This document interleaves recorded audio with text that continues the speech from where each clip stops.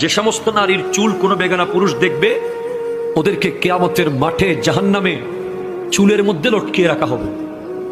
2, যে সমস্ত নারী স্বামীর সাথে তর্ক করে কথায় কথায়,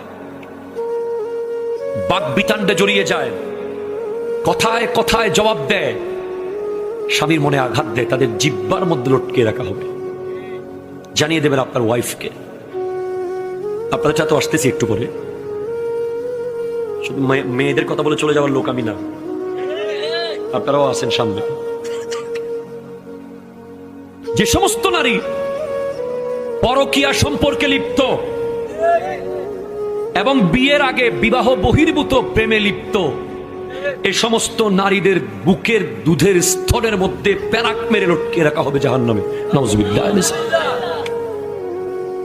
4, যে সমস্ত নারী উপকার করে খোঁটা দেয়, তাদের শাস্তি হলো তাদের মুখ দিয়ে বিভিন্ন অঙ্গ দিয়ে আগুন বের হবে। 5, যে সমস্ত নারী ভালোভাবে পবিত্র হয় না, নামাজ নিয়ে হেয় করে, ঠাট্টা করে, ওদের মাথা হবে কুকুরের মতো, গা হয়ে যাবে গাধার মতো। নাউজুবিল্লাহ।